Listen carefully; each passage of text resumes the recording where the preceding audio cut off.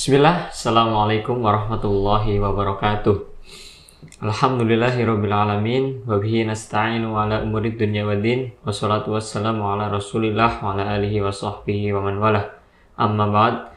Jamaah FSTV rahimakumullah. Alhamdulillah berjumpa kembali bersama saya Ramadan Fuadi pada program Ngaji Sore Mahad Fastabiqul Khairat. Alhamdulillah pada kesempatan hari ini insyaallah kita akan melanjutkan kajian kita tentang Kitab Bulughul Maram ya, bersama Ustadz Bruri Abdussalam LCMA ya. Baik, mari kita sapa dulu beliau. Assalamualaikum warahmatullahi wabarakatuh, Ustadz. Waalaikumsalam warahmatullahi wabarakatuh. Gimana kabarnya, Ustadz? Alhamdulillah kabarnya sehat walafiat, mudah-mudahan jenengan sehat, jamaah sekalian juga sehat semuanya. Amin, amin, amin. Keluarga juga sehat di rumah, Ustadz? Alhamdulillah semuanya dalam kondisi sehat walafiat. Oke, baik Ustadz, seperti biasa ya, kita akan melanjutkan kajian kita tentang Kitab Bulughul Maram. Pekan ini kita sudah memasuki hadis yang ke-6, Ustadz.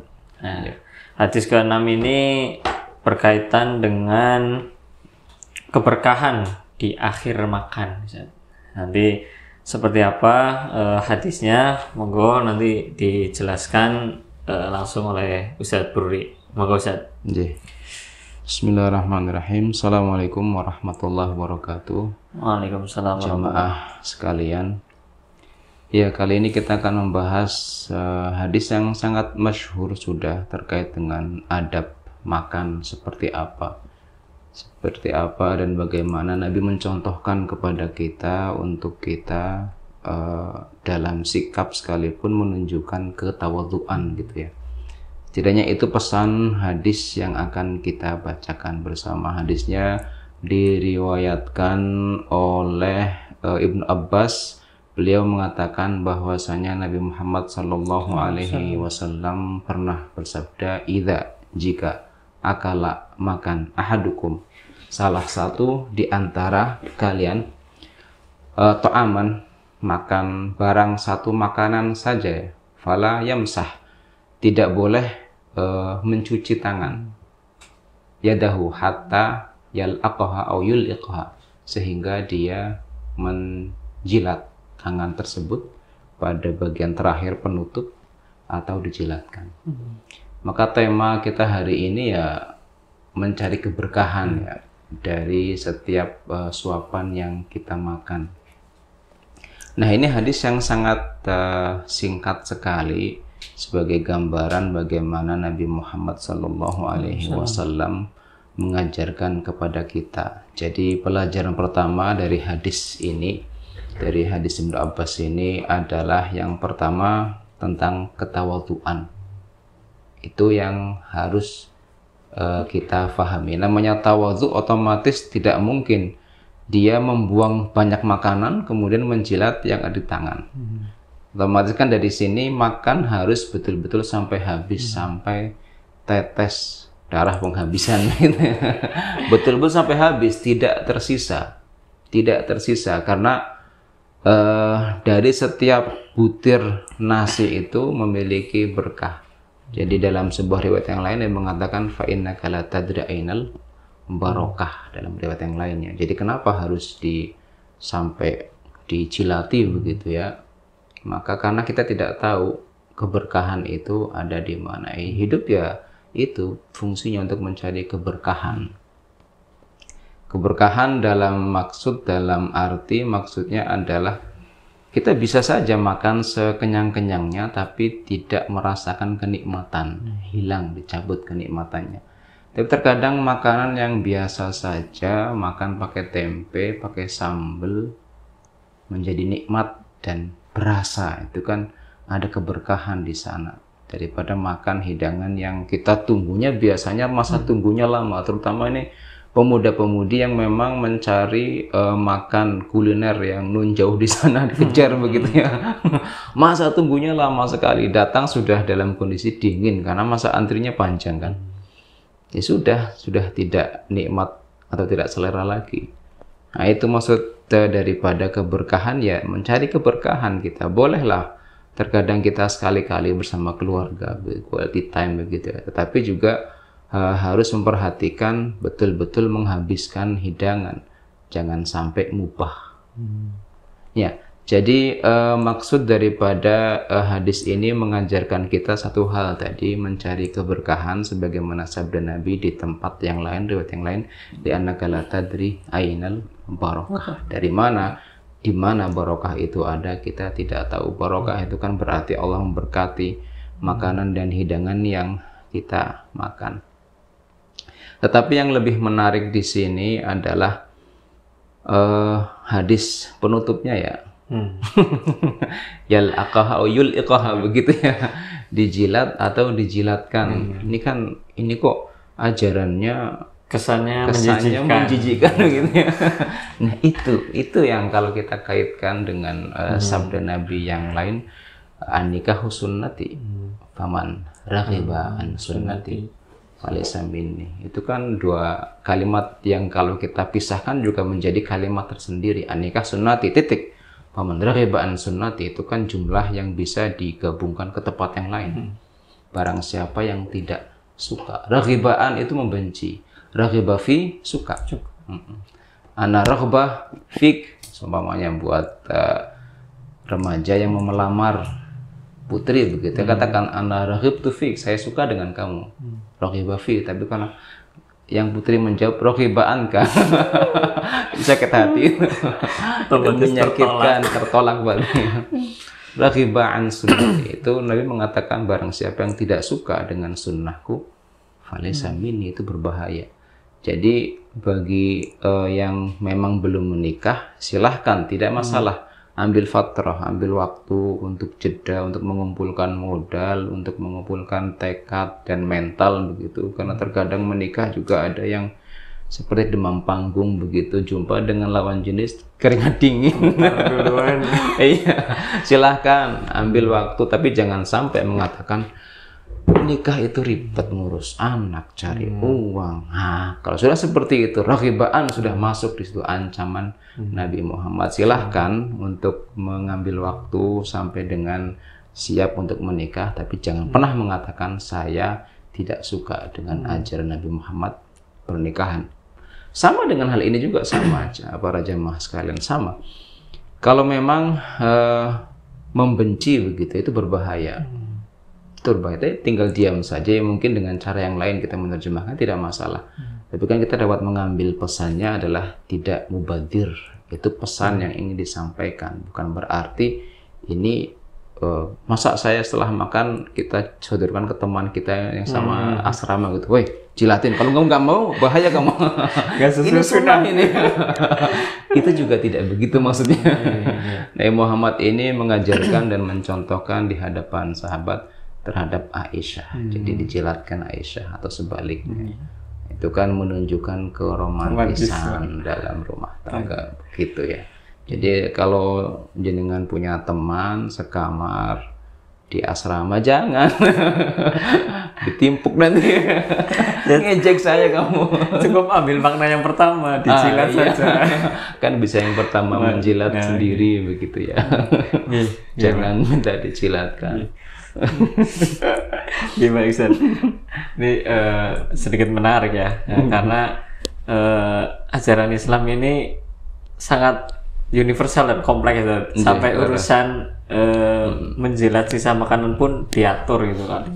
Nah ini menarik tadi saya sempat sebelum Ustadz kesini searching dulu terkait apa sih sebenarnya manfaat gitu dari kita makan dengan tangan gitu. Nah di situ di jurnal yang saya temukan itu ternyata di tangan ya itu ada bakteri baik ya, namanya itu RNase ya, yang itu bisa membantu proses pencernaan. Nah ternyata di balik sunnah ya yang terlihat sepele, di situ ada kandungan sains yang memang sesuai gitu kan.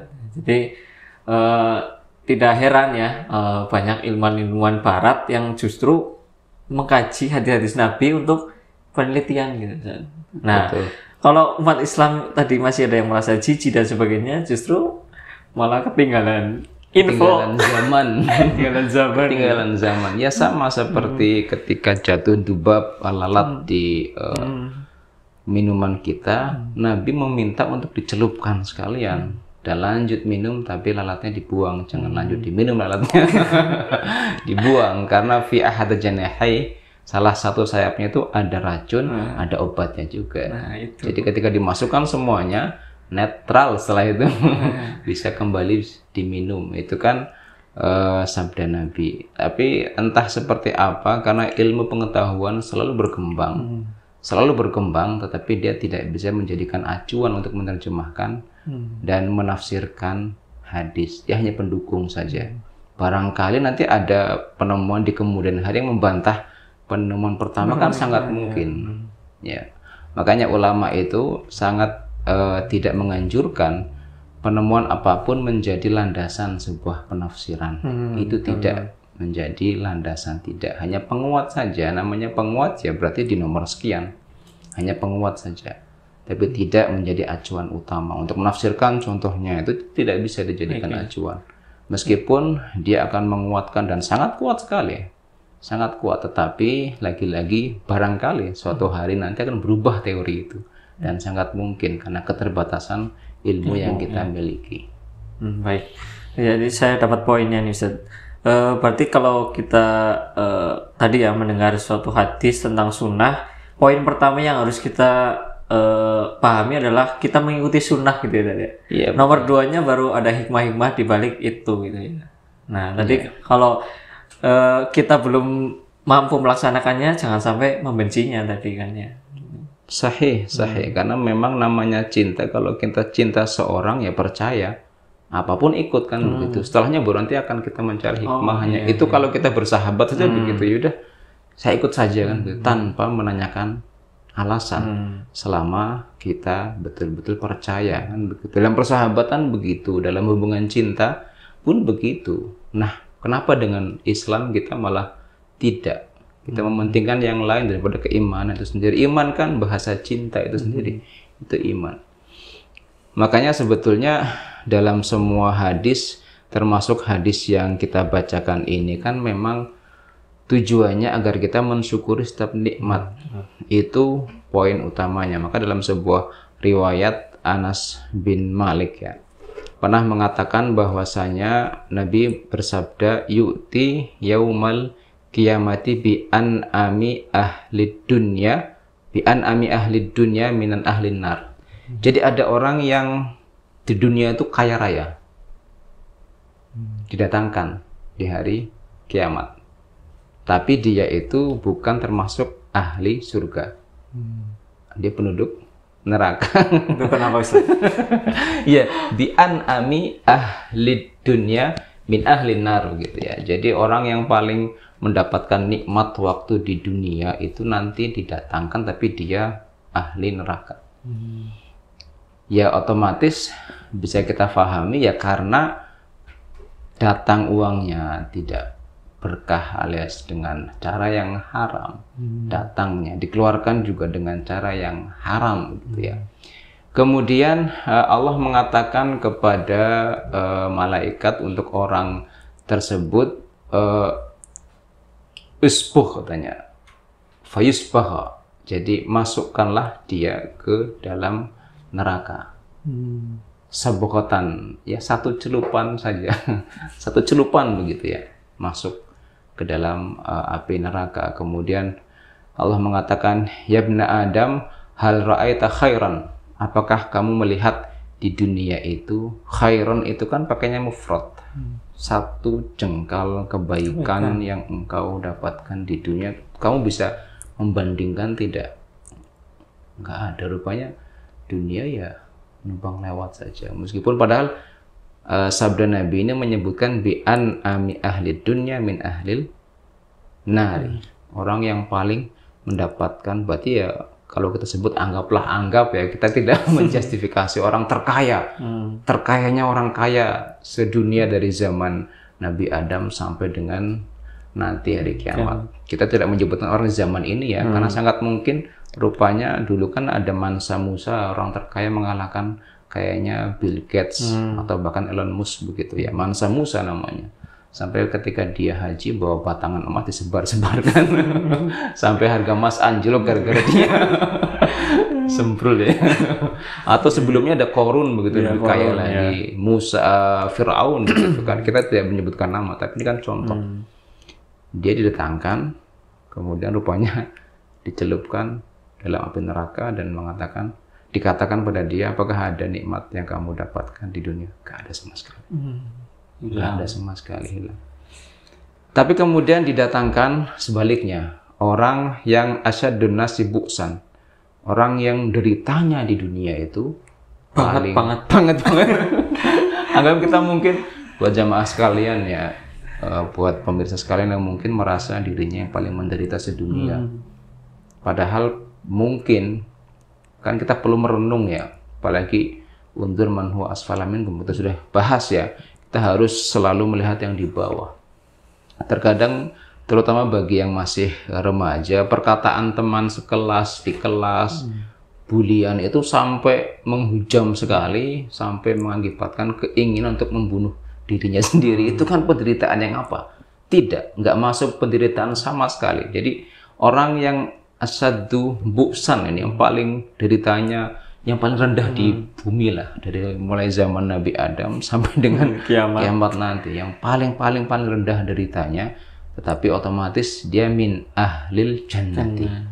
Tapi dia sudah punya tiket masuk surga. Iya, dia sudah punya tiket masuk itu. Ditanya pertanyaan yang sama, apakah kamu mendapatkan bu'san kitun, apakah derita yang kamu dapatkan di dunia itu sebanding tidak dengan apa yang kamu rasakan di surga? Nggak ada. Kalimatnya ringan sekali, nggak ada. Nggak ada ya Rasul, tidak ada. Tidak ada sedikit pun kesedihan yang aku rasakan, wala ra'aitu syiddah kitun, atau keberatan, nggak ada. Padahal selama hidupnya digambarkan dalam hadis ini yang paling bawah dia deritanya, tapi dia masih hidup begitu ya. Nah itu kalau kita lihat hadis itu kan tentang kenikmatan yang memang Allah jabarkan untuk kita semuanya. Setidaknya dengan satu helai yang ada di tangan kita berupa beras begitu ya, itu harus kita maknai hal yang nikmatnya, Masya Allah, kalau kita betul-betul mencari keberkahan. Baik sih. Ya apalagi kalau kita bandingkan dengan saudara-saudara kita yang kesulitan dalam mencari makan ya, tentunya itu bisa apa ya lebih menghargai lagi ya saudara. Betul. Berapapun apa ya bukan helai ya, butir ya, yang kita buang pasti bagi orang lain sangat berarti gitu ya. Masya Allah sekali dari hadis yang singkat ini jamaah Fasifi rahimahullah, kita dapat tadi mengambil banyak sekali hikmah, terutama tentang mencari keberkahan saja. Mencari keberkahan. Jadi poinnya adalah mencari keberkahan dimulai dari tangan kita, setidaknya melatih untuk hati kita tertunduk untuk tidak menyombongkan dengan makanan yang kita punya. Apalagi remaja kita biasanya suka memamerkan begitu ya. Memamerkan makanan yang dia punya begitu, bahkan mungkin pergi tujuannya bukan untuk makan, tetapi yang penting sosial media begitu. Padahal suatu saat ada cerita ini, kisah di zaman Nabi Muhammad SAW ketika beliau masih sehat, kemudian Abu Bakar, Umar juga masih ada radhiyallahu anhum jami'an. Tiba-tiba Nabi keluar dan melihat dua sahabatnya ini, Umar dan Abu Bakar, ada di luar. Kemudian mengatakan, ma akhrajakuma. Kalau dalam bahasa kita itu, apa yang membuat kamu keluar gitu, keluar rumah malam-malam. Ini hadis ini dituliskan oleh Qurtubi di tafsirnya ketika membahas surat At-Takatsur, ayat yang summa latus alunna yauma idzin anin naim. Kemudian mereka akan ditanya tentang nikmat apa saja yang telah diberikan Tuhan waktu di dunia. Qurtubi kemudian membawakan riwayat ini. Jadi suatu saat Nabi Muhammad keluar malam-malam, lihat sahabatnya ngomong, ditanya kenapa keluar, jua. Saya kelaparan wahai Muhammad. Sampai segitunya. Tapi memang para sahabat memang kaumun yang memang tidak mendewakan makanan. Jadi kalau dari kisahnya Abu Hurairah, beliau terkadang mengganjal perutnya itu dengan batu. Biar tidak bergerak begitu ya, lambungnya itu bergerak, ganjal begitu ya. Dan dalam beliau mengisahkan, meriwayatkan faja'altu ta'ami ma'a ta'am Rasulullah. Jadi kalau Rasul makan, saya makan. Rasul enggak, ya udah saya enggak makan. Itu ahli sufah begitu. Sama dengan Umar dan Abu Bakar begitu. Rasul mengatakan, walladzi nafsi biyadihi, demi Allah saya juga keluar gara-gara sama kelaparan juga rupanya. Ayo sini kata Nabi, ayo kita ikut, kayaknya ada sahabat yang lumayan lagi punya uang ini. Itu kan kalau kita baca kisah itu kan menggambarkan kedekatan seorang pimpinan tertinggi dengan bawahannya. Pimpinan lapar, bawahannya juga lapar, nggak sebaliknya begitu. Pimpinannya buncit, bawahannya kecepit. Itu tidak. Nabi Muhammad menggambarkan, dan itu dikisahkan sahabat yang lain yang memang menyaksikan kejadian itu. Langsung Nabi dalam riwayat ini ya tidak menyebutkan rumah sahabat siapa yang didatangi. Karena kebaikannya, barangkali juga mungkin atas permintaan orang sahabat tersebut, atau Nabi juga menjaga agar tidak ada riya begitu. Tidak disebutkan. Pokoknya yang bertamu itu 3 orang yang kelaparan ini. Jadi itu sahabat top semua ya. Iya, yang bertamu yang kelaparan ini. Yang didatangi sahabat yang tidak disebutkan. Sahabat itu menyediakan tamar, kemudian disembelihkan malam-malam, disembelihkan kambing syat, kambing kecil. Orang kelaparan disembelihkan kambing. Itu kan dulu belum ada Indomie tadi. Kalau sekarang kita Indomie aja ya, pakai telur ya, bakalnya ayam gitu. Disembelihkan itu kan suatu hal yang masya Allah. Kemudian Nabi mengatakan, wallahi yaumal qiyamah la tus'al an ma yu'tiana Allah, kata Nabi Muhammad. Suatu saat nanti di akhirat Allah akan menanyakan atas nikmat apa saja yang telah diberikan kepada kita semua, termasuk wa hatta hadzal yaum. Naam, kata Nabi Muhammad. Meskipun hari ini kita sedang makan, akan ditanyakan sebagai bentuk ikrar kita, ya Allah, waktu itu saya lapar banget. 3 orang ya. Bersaksi semuanya. Mungkin setiap dari kita pernah merasakan hal itu ya. Itu kan bentuk syukur juga kepada Allah, bentuk syukur kepada orang yang memberikan makan. Nah, itu kalau dalam kisah kan malam-malam ganggu waktu tidur, tapi dilayani kan. Dilayani itu kan sebuah pengorbanan. Iya, pengorbanan, ikram dhuyufnya itu masya Allah. Dan itu ditunjukkan para sahabat, karena Nabi pun mencontohkan hal itu. Jadi itu yang perlu kita dan sahabat semuanya tiru contoh, ya, contoh ya. Tengah malam pun silahkan dibuatkan untuk dhuyuf begitu. Baik, masya Allah. Dari hadis tadi banyak sekali pelajaran yang kita bisa ambil, bahwa keberkahan sekecil apapun dari makanan itu harus kita syukuri ya, terutama di akhir makan itu tadi. Kita kan nggak tahu barangkali justru keberkahannya terletak di akhir itu, yang tidak kita makan kan tidak tahu ya. Di akhir atau bahkan di awal sebetulnya. Iya kan, makanya nggak tahu. Jadi makanya harus dihabiskan. Betul-betul habis. Iya. Ya kalau memang porsi makannya sedikit, ya ambilnya sedikit gitu, disesuaikan dengan porsi makannya. Kadang kan karena melihat lauknya enak gitu kan, langsung ambil aja, nanti akhirnya nggak habis. Makan bukan banyak, tapi cukup. Nah, cukup perutnya beda-beda. Kalau cukup perut kita mungkin ayam dipotong 8 cukup. Tapi kalau perutnya orang Eropa ya, atau orang Arab ya setengah. Itu cukup, beneran. Setengah ayam potong 2 itu cukup dengan roti. Kita kan potong 8 dengan nasi yang 1 kepal itu. Itu cukup buat kita. Itu kan beda-beda. Ya, tidak bisa dipatenkan. Ya, intinya harus makan habis sampai terakhir. Titik darah. Dan sunahnya tadi dijilat sampai ke jari-jari. Iya. Baik Ustaz, terima kasih. Hukumnya berarti?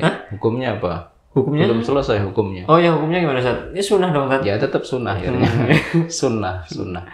Sunnah jika dikerjakan. Bukan wajib ya. Kalau wajib berarti kita berdosa meninggalkan tadi itu. Intinya sunnah. Ya. Hukum sunnah termasuk juga sunnahnya atau ajarannya Nabi Muhammad. Jangan sampai kita mengatakan jijik. Tidak, rupanya bahkan menurut kajian kedokteran dan kesehatan begitu ya. Ada memang manfaat kebaikan untuk tubuh kita dengan kita menjilati jari kita ketika makan. Baik. Nah, tadi saya sempat nonton juga ceramah salah satu ustadz ya. Kenapa jijik menjilat makanan padahal itu kan tangan sendiri ya. Bukankah kalau makan pakai sendok juga dijilat berkali-kali dan yang itu bisa aja dipakai oleh siapapun kan sendoknya itu kan. Analoginya seperti itu. Bagi orang yang masih jijik loh. Tangan kalau sendok kan bisa dipakai orang lain berkali-kali ya kan. Kalau tangan kan masa mau dipakai orang lain loh. Kan mungkin. Betul. Tapi kan begini, itu kan untuk kita dan pasangan kita. Iya, pasangan boleh. Kalau kita mengambilkan juga sama seperti Nabi itu kan ketika mengambil kurma dengan jari yang tidak terkena bibir, ngambil kurma makan gitu ya. Jadi ngambilnya menggunakan jari yang memang tidak terkena bibir dia, menjaga adab juga. Jadi tidak juga bisa dipakai hadis ini memaksakan ini kalau mau ya harus dijilatin atau nih nyendoknya nggak pakai sendok, pakai tangan, puak gitu. Tidak bisa juga. Kita menghargai orang lain juga. Tapi untuk diri kita, tangan kita, piring kita, ya sudah kita yang ngejilat begitu kan. Tapi jangan maksakan jilat. Tidak juga. Ada etikanya. Nabi mengajarkan di tempat yang lain dan riwayat yang lain. Nabi juga mengajarkan perasaan orang lain juga ya, dengan menjaga kebersihan. Tetap. Dan lebih penting lagi cuci tangan sebelum makan. Kalau belum cuci tangan itu jijik wajar ya.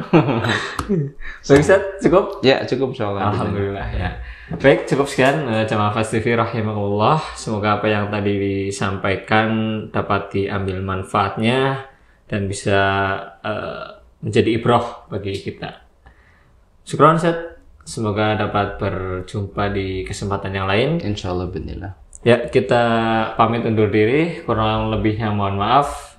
Billahi fisabilillah, fastabiqul khairat. Assalamualaikum warahmatullahi wabarakatuh.